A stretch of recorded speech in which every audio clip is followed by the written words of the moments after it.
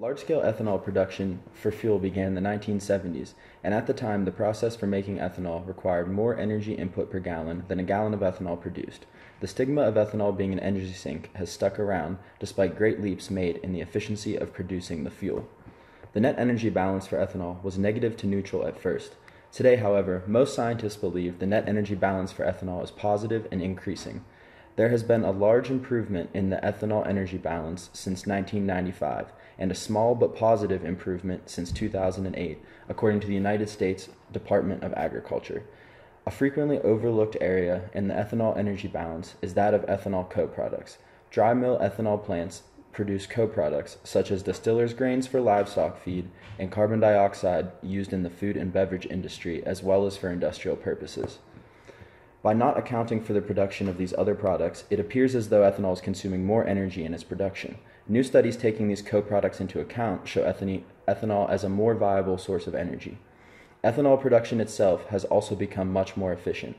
The energy used to produce a gallon of denatured ethanol, measured as average BTUs consumed per gallon, was 31,588 in 2004. In 2007, that average had been reduced to 27,298 BTUs per gallon, according to one study. Production plants are also now selling wet distillers' grains. Much of the energy consumed in an ethanol plant is in drying co-product distillers' grains, with plants producing dried distiller grains consuming more energy than plants with wet production. One study, the Christensen and Associates reports, shows 4-year efficiency improvements realized by plants selling wet distillers' grains of over 21%. Farmers are also contributing to increased production efficiency. In the last 30 years, farmers have increased their production from approximately 75 bushels per acre to about 150 bushels per acre, which means we are now producing more ethanol with less fertilizer, reducing pollution.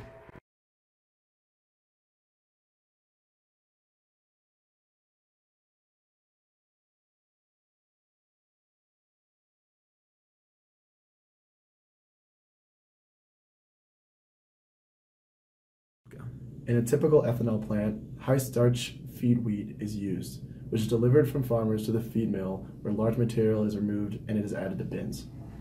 Following the delivery of the feed starch, milling occurs. The grain enters the plant and is milled down through a hammer mill so that maximum surface area is achieved.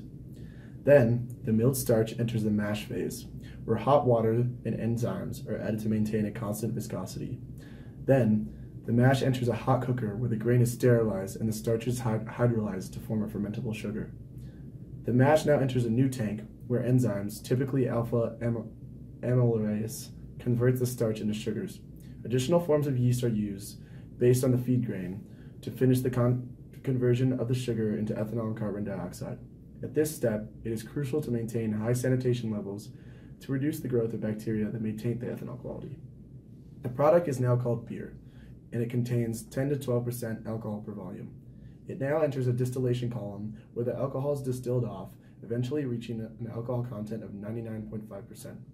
Beads allow the ethanol to pass through while the water remains trapped, while the beads that are containing water are continuously removed throughout the process. After this, a tanker will typically take the ethanol and bring it to a satellite blending station where it is mixed with gasoline up to 10% ethanol.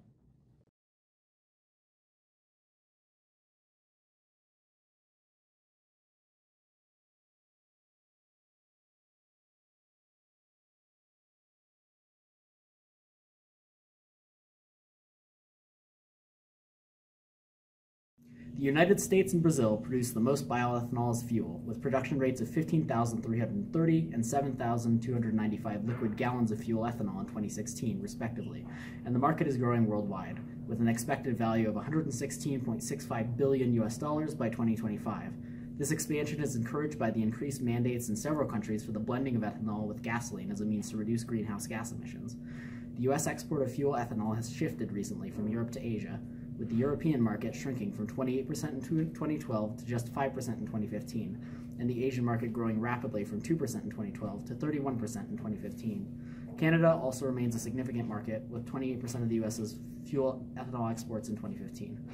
Although the domestic and international sale of the product has seen fairly consistent growth since 2000, there are still challenges associated with the industry.